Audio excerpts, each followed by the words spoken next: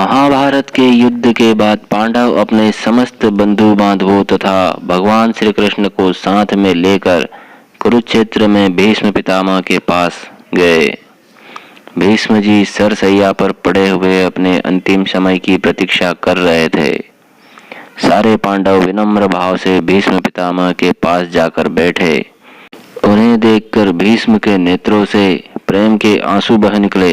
उन्होंने कहा कि हे पुत्रों, यह अत्यंत ही दुख का विषय है कि आप लोगों को धर्म का आश्रय लेते हुए और भगवान श्री कृष्ण की शरण में रहते हुए भी महान कष्ट सहने पड़े। बचपन में ही आपके पिता स्वर्गवासी हो गए। रानी कुंती ने बड़े कष्टों से आप लोगों को पाला। युवा होने पर दुर्योधन ने महान कष्ट दिया, परंतु ये सारी घटनाएं इन्हीं भगवान श्री कृष्ण जो अपने भक्तों को कष्ट में डालकर उन्हें अपनी भक्ति देते हैं, उनकी लीलाओं के कारण से ही हुई है। जहाँ पर धर्मराज युधिष्ठिर, पवन पुत्र भीमसेन, गांडीवधारी अर्जुन और रक्षक के रूप में स्वयं भगवान श्री कृष्ण हो, फिर वहाँ विपत्तियां कैसे आ सकती है। किंतु इन भगवान श्री कृष्ण की लीलाओं को बड़े बड़े ब्रह्मज्ञानी भी नहीं जान सकते। विश्व की संपूर्ण घटनाएं ईश्वर के अधीन है। अतः शोक और वेदना को त्याग कर निरीह प्रजा का पालन करो और सदा भगवान श्री कृष्ण की शरण में रहो। ये श्री कृष्ण सर्वशक्तिमान साक्षात ईश्वर है। तुमने इन्हें प्रेम पाश में बांधकर अपना दूत, मंत्री और यहाँ तक कि सारथी भी बना लिया है। इनसे अपने अतिथियों के चरण भी धुलवाए हैं। हे धर्मराज, ये समदर्शी होने पर भी अपने भक्तों पर विशेष कृपा करते हैं। तभी यह मेरे अंत समय में मुझे दर्शन देने के लिए यहाँ पर पधारे हैं। जो भक्तजन भक्ति भाव से इनका स्मरण कीर्तन करते हुए शरीर त्याग करते हैं, वे संपूर्ण कर्म बंधनों से मुक्त हो जाते हैं।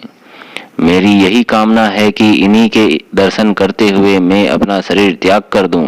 धर्मराज युधिष्ठिर ने सरसैया पर पड़े हुए पितामह भीष्म से धर्म के विषय में अनेक प्रश्न पूछे।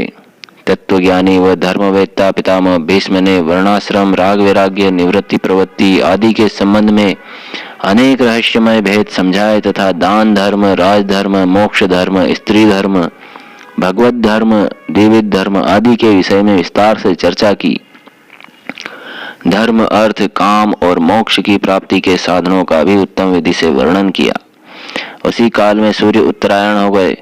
अपनी मृत्यु का उत्तम समय जानकर भीष्म जी ने अपनी वाणी को संयम में करके मन को संपूर्ण राग आदि से हटाकर भगवान श्री कृष्ण में लगा दिया। भगवान श्री कृष्ण ने उन्हें अपना चतुर्भुज रूप धारण करके दर्शन दिए।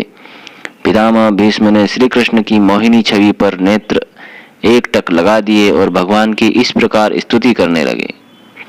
मैं अपने इस शुद्ध मन को देवकी नंदन भगवान श्री कृष्ण के चरणों में अर्पण करता हूँ, जो भगवान अकर्मा होते हुए भी अपनी लीला विलास के लिए योग माया द्वारा इस संसार की सृष्टि रचकर लीला करते हैं, जिनका श्याम वर्ण है, जिनका तेज करोड़ों सूर्यों के समान है, जो पीतांबरधारी है तथा जिनकी चारों भुजाओं में शंख, चक्र, गदा, पद्म और वक्ष स्थल पर वनमाला, कंठ में कौस्तुभ मणि धारण किए हुए है।